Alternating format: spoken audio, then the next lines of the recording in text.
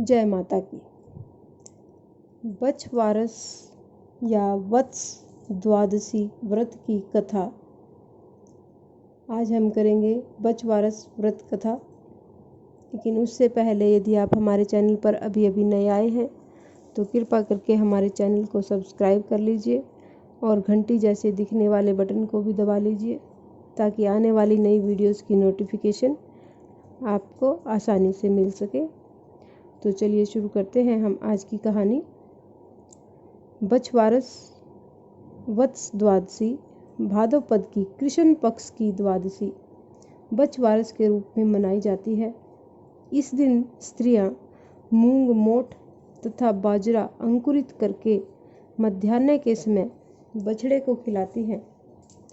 व्रती भी इस दिन उपरोक्त अन्न का ही सेवन करता है, यानी जो ये मोठ बाजरा अंकुरित जो अनाज बनाया जाता है, जो व्यक्ति व्रत करता है वो भी केवल इसी का ही सेवन करता है।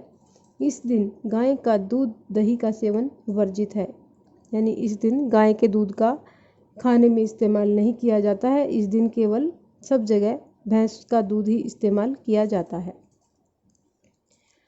अब वत्स द्वादशी की कथा। श्री कृष्ण भाद्रपद कृष्ण पक्ष की द्वादशी को पहली बार जंगल में गाय और बछड़ों को चराने के लिए जंगल में गए थे। कहा जाता है कि सबसे पहली बार जब श्री कृष्ण जी भगवान गाय और बछड़ों को चराने के लिए जंगल में गए थे तो वो दिन वत्स द्वादशी का दिन था। तो उस दिन माता यशोदा ने श्री कृष्ण जी को पूरी तरह से सजा धजा कर गौओं को चराने के लिए भेज दिया। पूजा पाठ के बाद गोपाल जी ने बछड़े खोल दिए। यशोदा माता ने बलराम से कहा, बछड़ों को चराने के लिए ज़्यादा दूर तक मत जाना, श्री कृष्ण जी को अकेले मत छोड़ना। ऐसा माता ने यशोदा ने बलराम जी को कहा कि अभी कृष्ण जी नए नए हैं तो ये ज़्यादा दूर तक इनको नहीं जाने देना। गोपाल जी द्वारा गोवत्साचारण की इस पुण्यतिथि को पर्व के रूप में मनाया जाने लगा, यानी इसी दिन से कि भगवान जी गौओं को और बछड़ों को जंगल में चराने के लिए ले जाने लगे, तो इसी दिन को गोवत्स द्वादशी के नाम से पुण्य पर्व के रूप में मनाया जाने लग गया। इस प्रकार से बछवारस अथवा वत्स द्वादशी की व्रत की कथा यहीं पर संपन्न होती है। अगर आपको हमारी ये कथा पसंद आए तो चैनल को सब्सक्राइब और लाइक ज़रूर कीजिएगा। इसके साथ ही आज हम करेंगे ओग द्वादश व्रत और उसकी कथा। व्रत को किस तरह से किया जाता है, किस प्रकार से इसका उद्यापन किया जाता है और इसकी क्या कथा है, ये सब हम इस अध्याय में करेंगे। तो सबसे पहले जन्माष्टमी के 4 दिन बाद भाद्रपद की कृष्ण पक्ष की द्वादशी को ओग द्वादश मनाई जाती है। सुबह लकड़ी के पटरे पर भीगी मिट्टी से 7 गायें 7 बछड़े, 1 तालाब 7 ढक्कन वाले भगोने से बना लेते हैं। पूजा के लिए थाली में मोठ चने भीगे हुए, खीरा, केला, हल्दी, दूब, हरी घास, चीनी, दही, खुले पैसे और चांदी का सिक्का भी रख लेते हैं। 1 लोटा कच्चा दूध मिला पानी भरकर रख लेते हैं। अपने माथे पर भी हल्दी से टिक्की कर लेते हैं, यानी तिलक लगा लेते हैं। फिर कहानी कहते सुनते समय हाथ में चने और मोठ लेकर छीलते रहते हैं और कहानी खत्म होने तक 7 भगोने जैसी कुल्हियों में, यानी जो छोटी छोटी मिट्टी की कुल्ही होते हैं ना, जो दिवाली पे जैसे रखते हैं, उनको 7 भगोने जैसी कुल्हियों में भरकर थोड़े से तालाब पर भी चढ़ा देते हैं। यानी जो भगोने में हमने अनाज लिया है, मोठ चने भीगे हुए, उनमें से थोड़ा थोड़ा छोटी छोटी मिट्टी की कुल्हियों में भर के तालाब पर चढ़ा देते हैं। साथ में खीरा, केला, चीनी, पैसा भी चढ़ा देते हैं। फिर एक परात पटरे के नीचे रखकर पटरे पर तालाब में 7-7 बार लोटे से दूध मिला हुआ जल। सब जितनी भी औरतें होती हैं सब जन बारी बारी से चढ़ाते हैं और गाय बछड़ों को हल्दी से टीका भी लगाते हैं।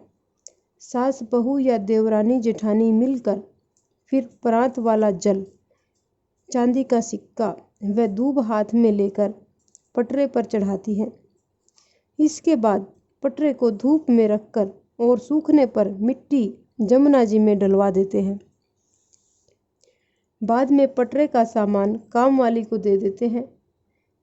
परात के जल को सब जनी मिलकर सूरज को दे देती हैं। फिर सीधे हाथ पर 2.5 छिले हुए चने मोट, दूब, दही, चीनी और उल्टे हाथ पर 1 और आधा छिले हुए चने मोट, दूब, दही, चीनी रखकर उल्टे हाथ वाला खा लेते हैं और सीधे हाथ वाले को अपने पीछे फेंक देते हैं।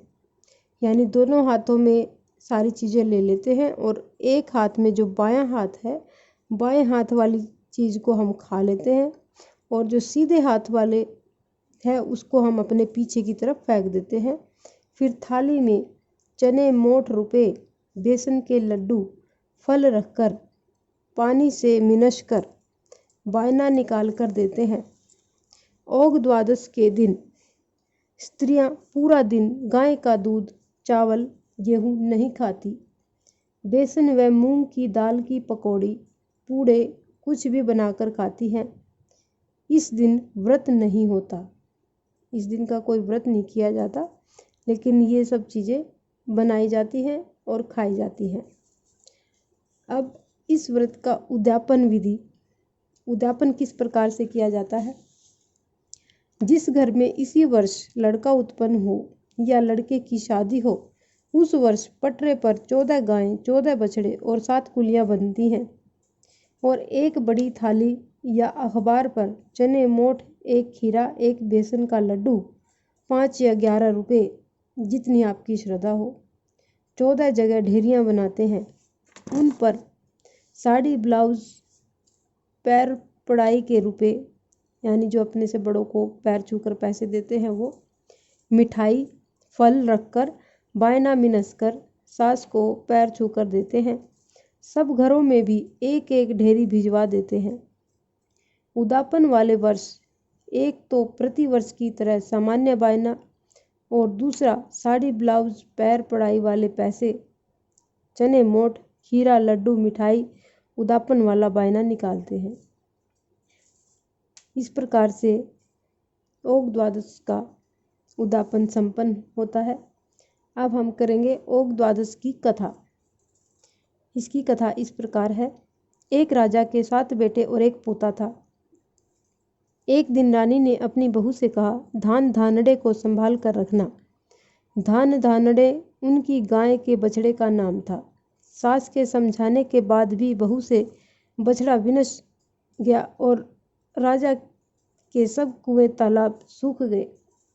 तब रानी ने बहू को पीहर भेज दिया।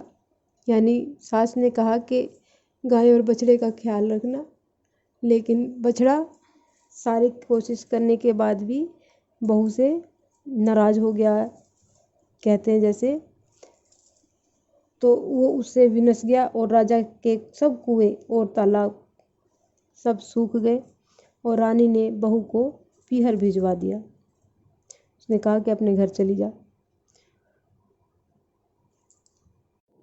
और उसके बेटे को अपने पास ही रख लिया।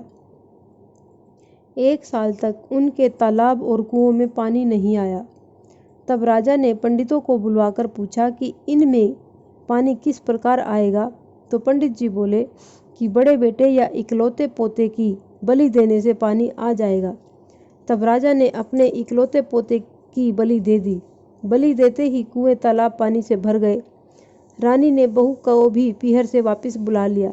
इसके बाद ओग द्वादश आ गई तो सब बोले कि अपने तालाब पर ही धोख मारने चलेंगे और सब ने मिलकर खूब गाजे बाजे के साथ तालाब पर ओग द्वादश की पूजा की। पूजा के बाद बहू ने रानी से कहा कि अब तो अपने पोते को भी बुला लो। तब रानी ने कहा कि वह बाहर खेल रहा है तुम ही उसे आवाज़ लगाकर बुला लो। बहू के आवाज़ लगाने पर राजा के द्वारा बलि दिया हुआ पोता तालाब में से बाहर आ गया। तालाब से बाहर आते देखकर सास बहू एक दूसरे को देखने लगी और बहू के बाहर खेलने वाली बात पूछने पर सास ने बलि वाली सारी बात बहू को बता दी कि यह तेरे ही भाग्य का फल है कि ओग द्वादश माता ने तेरा सत रख करके तेरा बेटा वापस दे दिया है। अपना पोता वापस पाकर राजा ने सारे नगर में ढिंढोरा पिटवा दिया कि सब बेटों की माँ, जितनी भी माताएं हैं जिनके बेटे हैं, ओग द्वादश का व्रत करें। इस प्रकार बेटा होने का, बेटे के ब्याह का उद्यापन करना है। हे ओग द्वादश माता, जैसा फल पीछे बहू को दिया और वैसा सब फल किसी को मिले, कहने वाले, सुनने वाले को और जो कहानी को सुनते हुए बीच में हुंकार भरते हैं, उन सब को, सारे परिवार को वैसा ही फल मिले।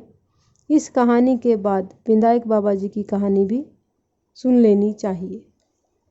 इस प्रकार से यह ओग द्वादश की कथा संपन्न होती है। अगर आपको ये हमारी कथा पसंद आती है तो कृपा करके चैनल को लाइक करें और सब्सक्राइब करें। धन्यवाद।